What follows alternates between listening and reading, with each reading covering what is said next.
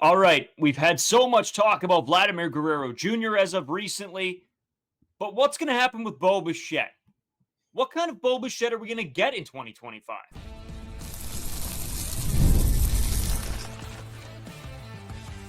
You are Locked On Blue Jays, your daily Toronto Blue Jays podcast. Part of the Locked On Podcast Network, your team every day. Welcome back to Locked On Blue Jays. Thank you for making Locked On Blue Jays your first listen every day. We are free and available wherever you get your podcasts and on YouTube. Part of the Locked On Podcast Network, your team every day.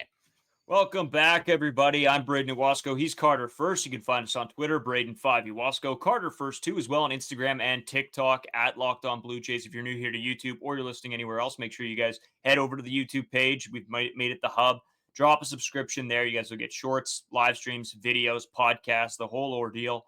As well, Discord link is down in the description if you guys want to chat Blue Jays with us whenever you want. We got some really good reception on the MLB Fantasy, Locked On Blue Jays MLB Fantasy League. So we will be bringing you guys that. We'll have about 20 spots open. We're still sort of playing around. We got a good comment on yesterday's video.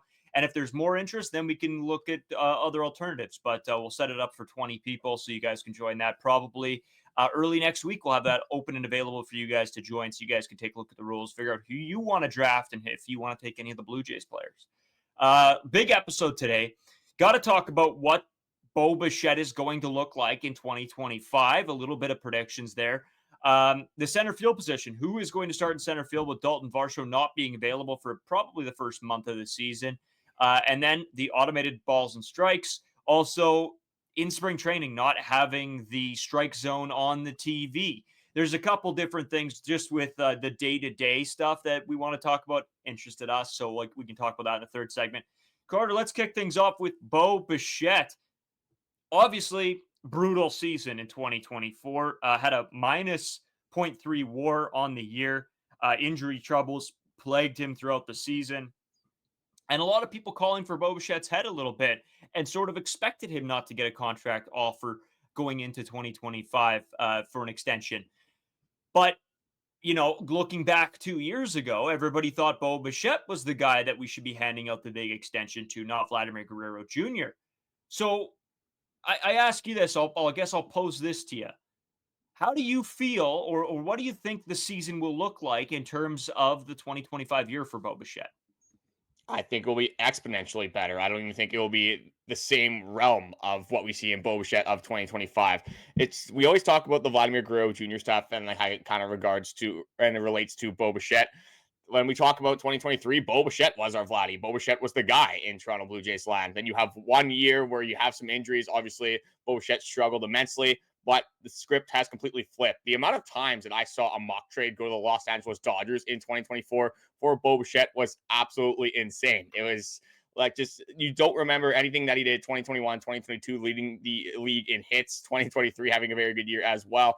It just doesn't make any sense to me how people forgot so quickly how good Bo Bichette can be. And that is going to be a storyline, was one of the many storylines that we're going to talk about on the next couple of episodes that we are looking at in spring training. Probably the biggest one that concerns us, other than obviously the Vladimir Guerrero Jr. stuff. I think we've got to talk that to death at this point. We're going to try to leave that in the rearview mirror as much as we can. But again, if Vladdy keeps putting himself in the spotlight, we're obviously going to have to cover it on this podcast. But for this episode, we'll stick it with Bo Bichette. Again, you said last year, Bo Bichette, absolutely horrific. One of the worst hitters in baseball for a lot of the time. For me, I'm chalking it up to injuries. That's my main thing with Bo Bichette. We've seen what he can do throughout his career. We've seen, again, it's early on spring training, but we've seen him barreling up baseballs. We're getting these clips now where you don't know what to feel, where Bo Bichette takes Bowden Francis deep on their live BPs. You get excited for Bo Bichette. Obviously, you don't love it for Francis, but it's one of those things that you can easily overreact to either side of it. But that's the fun of spring training, just having the baseball back. I'm expecting big things from Bo Bichette this upcoming season. I know you are as well. Just going into some of the stats last year, I was like, why Bo Bichette might not have been the Bo Bichette that we have all been expecting. And it's exactly as I said. I think it is the injuries. You have so many injuries lingering around. Him coming back when he's not 100% fully healthy. I think that kind of led to some of his demise. And also just looking at just how he hit some of the pitches as well. He had a run value of -5 against fastballs last season in 2023. That was a +7. Whiffed at a staggering 40% of off-speed pitches in 2024. I don't think that's necessarily an approach thing. I don't think that's Bo Bichette not being able to see off-speed pitches nearly as good. I just think that is literally due to him being injured. When you don't have those full reps, you don't have those consistent reps, you have some injuries lingering that causes other muscle groups to have to kind of pick up for those other ones. And you have other injuries, and it's just everything spiraled out of control for Bo Bichette in 2024.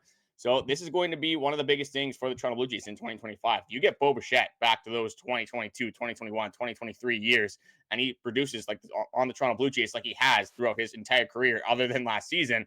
This team could look completely different than it did in 2024. Yeah, you need him to be one of those big guys. Again, I don't know how many times we've talked about this on the podcast, but the years that we haven't had Bo Bichette and Vladimir Guerrero Jr. both playing at their peaks or having a great season together. I mean, it's happened once in their tenure together where they've both had great seasons. It's just, you need all these pieces to work together, and this team could be very good. But the problem is so far you haven't seen that, and we've seen that with no playoff wins, missing the playoffs, sneaking in and still getting sort of manhandled. You need these guys to play well together. Now with Anthony Santander coming in, you sort of know what to expect at Anthony Santander. Not a high average guy, will hit some home runs, and is that perfect four-hole hitter, right? Whereas with Bo Bichette and Vladimir Guerrero Jr., it also goes back to how much weight was put on those two guys to do everything for this ball club. Again, you obviously want George Springer to play better, but that's a tall order, I think, right now. So again, we need to be looking at Bo Bichette, Vladdy, Santander as focal points for this team moving into 2025. And Bo Bichette is going to have to drastically improve his season from last year, which I think we believe he will. Again, he doesn't have to have the 5.4 WAR. He doesn't have to have the 4.9 WAR, the 5.8 WAR that he's had back in 2021. If he could be around even 2022 Bo Bichette, where he had the 3.7 WAR, I mean, that is going to be the difference maker. When Bo Bichette is, at 1 WAR minus WARs, that is where you're going to see this team hurt. But if Bo Bichette can be even an average Bo Bichette, this team is going to succeed with him in the lineup. And I don't think we will ever see, I honestly don't believe we'll maybe ever see Bo Bichette play in the minus WARs again. I think he's usually a very consistent player and a guy who doesn't get injured a ton. But this last season was absolutely anything and everything that could go wrong for Bo Bichette did. And you're 100% right. When you talk about injuries, one injury starts your season off rough. Then you try to work through it, play through it, get back quick. And you're right. Other muscle groups, everything like that have to then come into a fact and take over for that other. And then that can spiral into many and a ton of more injuries. So Bo Bichette just seemed like, again, we talked about rushing him back. And maybe it was a rush back. Maybe it was Bo Bichette thinking he was fine, but not really getting the time to heal fully and get back to baseball form. It was just a bad year. And I think when, again, like I said before, if all these three big players, these superstars on your team can play together, I think you could see a very special thing happen with this team this season. But again, it's going to have to come down to how these players play and if they show up for the game or not, ready to go. That's what we can say every single season is one of these guys, either Bo Bichette or Vladdy, didn't show up that year or showed up with 2 months remaining in the season. And then it's, sort of over by that point. So you need these guys firing on all cylinders right out of the gate for sure. Well, and going back to last year, there would have been a lot of incentive to rush a guy like Bo Bichette back, where you had IKF out for a while. You had George Springer obviously not playing very good baseball. You had Alejandro Kirk, who was not really up to par as where you wanted him to be. You had David Schneider, who absolutely fell off a cliff. A lot of things that you were sort of trying to rely on, at least for a little bit of 2024, did not happen whatsoever. You had Vladdy firing on all cylinders. Obviously, you were hanging around that 500 record record. If you thought that Bo Bichette could come back, obviously be better than he was at the start of the season, maybe ignite a little bit of life into that team, into that roster, get some offensive output going for the Toronto Blue Jays that we didn't really see a lot of, especially at the start of the season.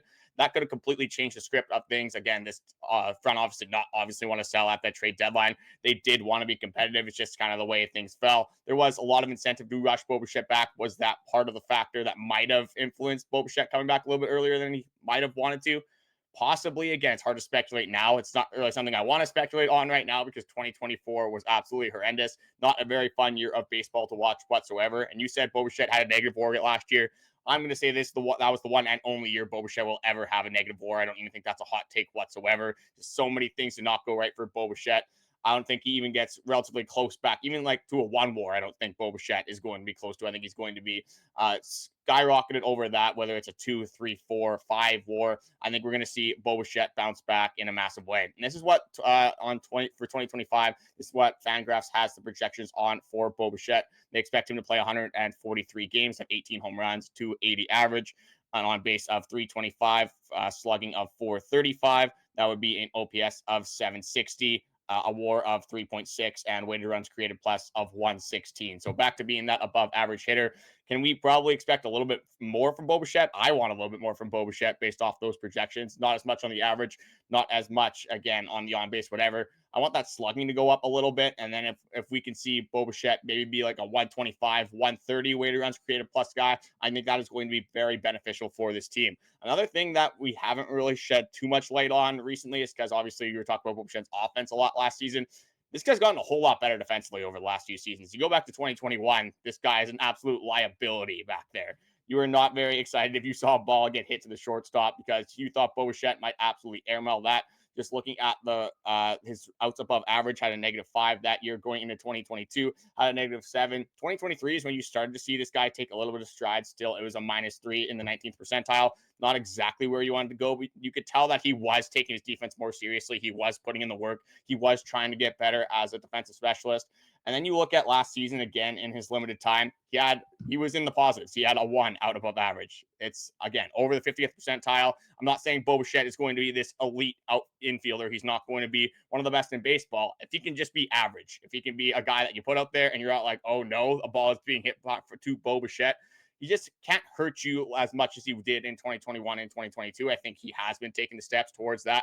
And if Bo Bichette can be an average fielder, just not make too many mistakes, shortstop is one of the toughest positions in all of baseball to play. So there is going to be some errors. There is going to be some, again, growing pains when you play shortstop. No one's perfect, and especially when you're playing in my opinion, the hardest defensive position in all of baseball.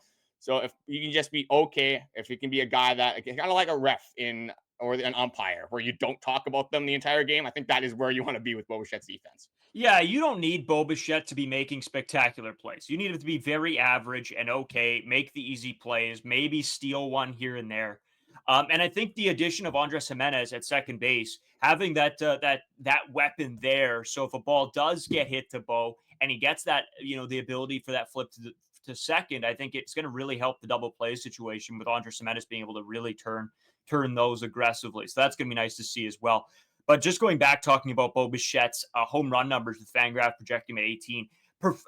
Me personally, I'm looking at Bo Bichette to probably hit somewhere between 20 and 24 home runs this season, personally, just for my own projections, going back over a bunch of seasons and statistics and whatever else. That is where I've placed him. Again, we'll have to wait and see, but that would increase slugging. That would increase weighted runs created plus. So all those things, it's I think you want Bo to be in the 20 range. You want Santander probably mid 30s to high 30s, and Vladdy ideally high 30s as well with home runs. That would add a lot of home run juice into this lineup that this team was really, really missing last year, with being, I think, 23rd in the league, 26th in the league last year in home runs. It was somewhere around there. Would make sense. Yeah. Terribly low. So again, I think this season, with those guys all being in this lineup, it really is going to be making a difference. But Carter, moving on, I guess we have to talk about who is going to take over that center fielder role while Daulton Varsho misses still with injury. I know this has been a little bit of a back and forth with some of you guys in the comments section with us. There are a few different possibilities, Carter. I think let's take a quick break. Let's jump into this because this is another big area that needs to be talked about because you can't have some bum in center field not making plays when you will have Daulton Varsho back, but we really do got to get into it. So we'll be right back after this short break.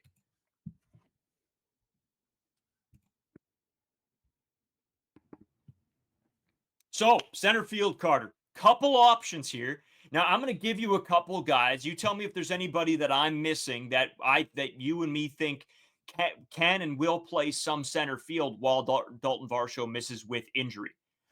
For me, I have three players that I could see possibly taking center field reps this year for Daulton Varsho. That, of course, is Joey Loperfido. That, of course, maybe shocking, I don't know, Nathan Lucas, and possibly George Springer. Again, do we see George Springer playing center? Probably not. He seems to be a guy that wants to avoid injury, doesn't want to be put in that spot to possibly have to make a ton of diving out, crazy running plays. But he might slide over there for a couple games. Out of those three guys, is there anybody else that you want to add to that list that you think has a realistic possibility of playing center field this season? I'll add two more. I think there's only one of them that has a realistic chance. I think Miles Straw could be thrown in there. Again, not really for the offensive output, but he is a good defender. You made that trade again in retrospect. Now it looks like one of the worst trades in MLB history. I know that at that time you knew what the purpose was, trying to align with Hiroki Sasaki. But now you have Miles Straw. Now you're eating some cap that you just probably shouldn't be eating. Again, it is the MLB. There is no salary cap. But you don't want to be making moves for a guy that's worth $5 million, $6 million, and he's probably going to be in AAA for the entire season. So with Daulton Varsho out, that would have a little bit of incentive to throw Miles Straw over there. Again, not going to be the offensive stud that you want him to be in center field. But again, when you look at a lot of these guys, I think the offensive output is a little bit limited. For the majority of them, Nathan Lucas might have the highest upside, believe it or not, out of a lot of the guys that you did mention. But the other one would be Jonathan Clase. That just could be a guy if he has an unbelievable spring training. Again, very quick guy. Don't necessarily see it happening. That could be another guy in the mix. With the George Springer stuff, we've seen him talk to John Schneider, obviously, at the beginning of the spring training, said that he would be flexible in where he would play, whether that is left field, right field, could be center field. I think that's more so a front office and a managerial decision that they don't want him in center field just because we have seen George Springer have some injury concerns in the past. So I don't necessarily think you would put George Springer there as we did have him there again in our offseason predictions. But when you think about it a little bit more thoroughly, you've seen some of the comments. I don't necessarily think they're going to go that way. Right now, my favorite, besides spring training and lock and change, I think it's Joey Loperfido, at least to start. You have a young guy. You got him in that Yusei Kikuchi trade. Looks pretty good defensively, a left-handed bat as well. You want to get those into the lineup. For me, it's Joey Loperfido. George Springer probably just slides either the left field or right field spot. You want this guy to take steps. He's one of the young guys on the Toronto Blue Jays right now that you're going to need to take a massive step, especially early on. This team is going to roll four outfielders. They're going to have obviously one on the bench. So right now, like leading off the season, I have Joey Loperfido. Then it would be Anthony Santander, George Springer. Then I think it's Nathan Lucas. I guess we could throw Davis Schneider in there as well, not as a center fielder, but that's just another option as that fourth outfielder. But for me, it's Nathan Lucas. That gives you a little bit more options as well. I think what they're going to do to start the season is going to be this more platoon role. You're not going to see Joey Loperfido start all 30 games that Daulton Varsho is out there. They're probably going to roll it like they're going to use that platoon, like I said. Throw in Nathan Lucas sometimes, throw in Joey Loperfido sometimes, maybe use that DH spot a little bit as well. But for right now, if I had to put money on it, who's starting center field opening day, for me, it's Joey Loperfido. Yeah, that's me too. I think that Nathan Lucas can provide as well from that spot. Again, we saw a little bit of him last year, and he swung the bat nice. He was putting up good averages. Joey Loperfido is a little bit more of a question mark, but a younger guy that you probably want to keep within this organization and a guy that you can look forward to for the future, more so than Nathan Lucas for sure. And Carter, again, this is all talking around the fact that Daulton Varsho is going to miss how much time with injury. Again, still unclear exactly how long he will miss. They did say that he is progressing extremely well through everything. So that's great to hear that maybe it won't be as long of a time without Daulton Varsho in center. Again, I think he's a cornerstone defensively for this team that really does steal a ton of outs. So getting him back into this lineup is going to be huge. Yeah, I have a tweet here from Keegan Matheson, and it says Daulton Varsho is further along than expected from his shoulder injury and has been facing live pitching. So we were thinking middle of May, maybe end of May, at best early May. I think now we can kind of get excited for end of April. If things go exceptionally well and we continue to progress like this, maybe we see Daulton Varsho in the middle of April, and it's only a 2-week thing compared to this 3-week, 4-week, maybe even up to 6-week thing with Daulton Varsho. But again, we just talked about Bo Bichette rushing him back. You do have options right now. Again, it is only the first month of the season. While those games mean the exact same as they do in October, you can argue that or the September ones mean a little bit more. They weigh the same. You get a win in April, you get a win in September. It's one win in the win column. It doesn't really matter at that point. Again, you have some pitchers that might not be on their games. You have some guys that start slow. Might not be the worst idea for the Toronto Blue Jays to take advantage of some misfalls of these teams early on. Get some wins early like we didn't really get last season and kind of stay on top and have the middle of the season be a little bit more easy for this ball club. But with Nathan Lukes, another guy that I've really been excited about. I've liked Nathan Lukes and what he's done with this time with the Toronto Blue Jays. Anytime you give this guy a chance to hit at the major league level, he's done it. He's kind of been like Ernie Clement when he's had his chances over the last 2 seasons as well.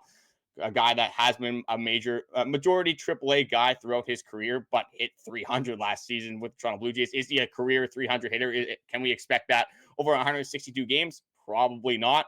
But if you're looking for that offensive output, which is going to be interesting to see what they value when we've seen what Ross Atkins has done throughout this offseason, just throughout kind of his tenure as Toronto Blue Jays manager, we have seen he has prioritized defense. So that's why I'm thinking that it's going to be Joey Lopervito, maybe even consideration for Miles Straw, because they do want a good defensive center outfielder.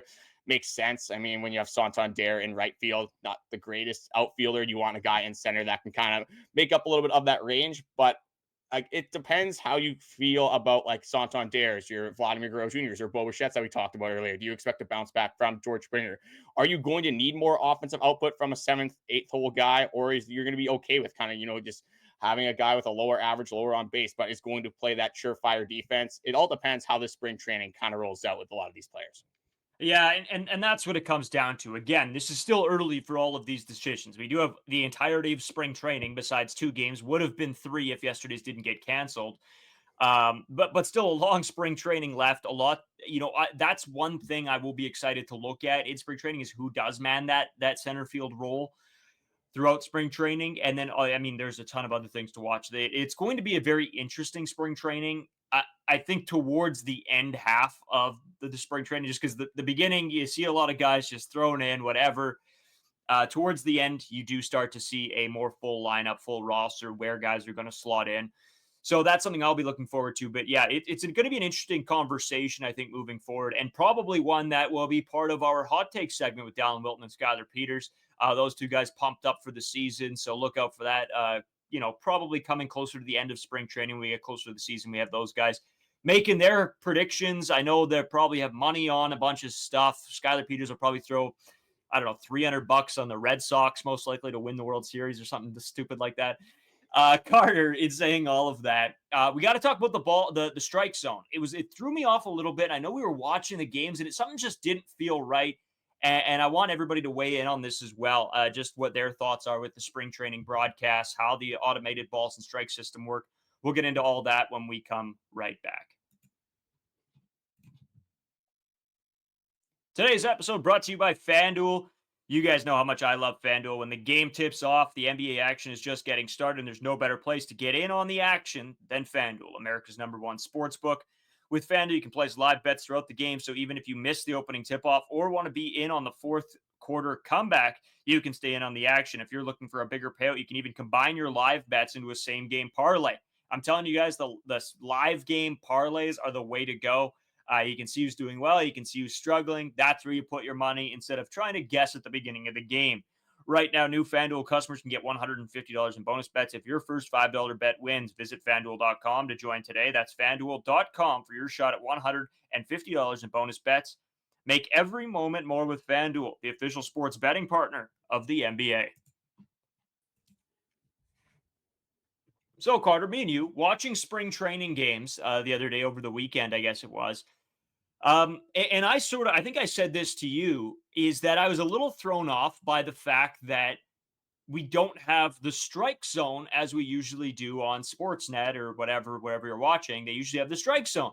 And I like to see that because I like to see where the balls are, if it was a good take, if it's not, because as much as I think something's a strike or I think something's a ball, it's harder to tell. And that's just a cool addition that I really, really enjoy. Even when a guy is stealing, okay, was that a good take? Was it not a good take? You can see guys run. There's a lot of stuff that goes into these in-game broadcasts, and not having that strike zone, it didn't feel right to me. Were you in this sort of the same boat? See, I don't mind it right now, but as we progress through spring training, I think I might change my opinion a little bit on this, because we just haven't watched baseball in a long time. So it's not something that I necessarily like remember as like the forefront thing. And again, it is spring training. I'm probably not as dialed in as I am to like regular season stuff. But one thing that was fun to notice is that just Alejandro Kirk, that looked like he just stole every single pitch when Easton Lucas was out there pitching. Like there was probably 3 or 4 ones that looked pretty low from our perspective on the screen, and got rung up. So absolutely love to see that from Alejandro Kirk. But that's another reason why I kind of do like seeing that that strike zone, is because how far off are these balls? How much is Alejandro Kirk kind of fabricating this strike zone? Obviously, a very nice thing to see when you have one of the best framers in all of baseball. And the one thing that I'm kind of missing out on a little bit, again, early on in spring training, is just the velocities. You're not seeing as much like the 94 or like the 98, whatever people are throwing. So that is one thing that I'm kind of missing out on more. Again, it is early on in spring training with these younger guys. You kind of expect them to let it eat more so than these older guys. Like we saw Jake Bloss throw 97, 98. That's on the stadium gun. Whereas if we saw Ryan Yarbrough or Chris Bassitt throw, you're probably expecting like 80, 85. And if that happens, you're not nearly as worried about them as some of these younger guys fighting for a major league roster spot, whether it's AAA, AA, just fighting for a spot that they were a better spot than they were in the year before. So overall, it's not the biggest deal for me at this point. Again, as spring training progresses, as we get closer and closer to that opening day, you want to see, again, those veteran guys kind of ramp it up and get closer to those numbers that we're expecting, with the younger guys just seeing what they did from last season and during the off season compared to this season. Did they get a ramp up? Are they a little bit slower in velocity? Still, things like that kind of go along the storyline theme of this episode. It's a little bit harder to understand all those things and kind of embezzle all that information when you don't really have it in front of you on the broadcasts. Yeah, and speaking of Alejandro Kirk, they did try to challenge a pitch. It was called a ball. He thought it was a strike. Challenged it, and I was I mean, it ended up being a ball anyway. It was pretty close, but didn't quite get it. Uh, I Going into this year and them saying how they were going to do some of this in the spring training with the automated calls and the challenge system. I didn't think I was going to like it, but seeing how fast and accurate the system is, I'm very okay with it. I think it's totally fine. I would hate that if it was going to be this long drawn out process where they're going to have to go, they're going to have to pull the iPads out. Nope. Challenge, okay, bang, it's a ball, great, move on. I really don't mind it. I have zero problem in this now. I just did not want to take the flow out of the game, and how they've done this seems to be working really well. Well, what I really like is that they put a cap on it as well. It's not just unlimited. You think one's a ball and there's no punishment after that. They have a limit of 2. If you get one wrong, you're down to 1. If you get one wrong again, you have 0. If you get it right, obviously it continues ongoing. But it's that flow of baseball that you said. If you were able to just step out, you think one's a ball, one's a strike, step out, tap the head, and they're reviewing like every other pitch to see if it's a ball or a strike. I don't think that would be a recipe for success for the league. But now that you only have 2, and say you have one in the first inning on your first pitch that is a borderline strike, borderline ball, you're not going to use it right there because just in case you're wrong, you haven't even gotten through the first at bat yet, and you only have one left. So it's a little bit more strategic as well that these players can use. Also very beneficial that the coaches cannot intervene in these. Obviously, they have the iPads, they have different perspectives, they have more technology, and then obviously just using your eyes in the batter's box. And again, like we said, it helps these pitchers, it helps these catchers, and just people that know the strike zone better than others. If you know the game, if you know which pitches are balls and strikes, I think you should have an advantage with having that eye at the plate. So overwhelmingly so far, I think with this that we've seen, again, only in 2 games, because we've only seen 2 spring training games for the Toronto Blue Jays, I don't think there's anything negative I can really say about this system as it's presented itself so far. Yeah, and we'll see, right? Moving forward through spring training, we'll see maybe that there is complications with it. But as of right now, no, it looks great. Carter, anything else to add before we kick out of here for the day today? Yeah, I guess it's gonna look great until it's like the ninth inning, and like I don't know, the Yankees have a challenge. We think it's a strike three, end the game, and then Aaron Judge taps the helmet, it's a ball, and then maybe hits a walk-off home run or something. It's Yeah. gonna be okay until it just negatively impacts the Toronto Blue Jays in some facet. Yeah, for sure. Thanks everybody for watching. Make sure you guys tune in tomorrow. Hit the subscribe button. Really appreciate it. We're back every single day, Monday to Friday, with your podcast on Blue Jays info, everything that encompasses this team. And man, it's gonna be a fun year. Spring training's back.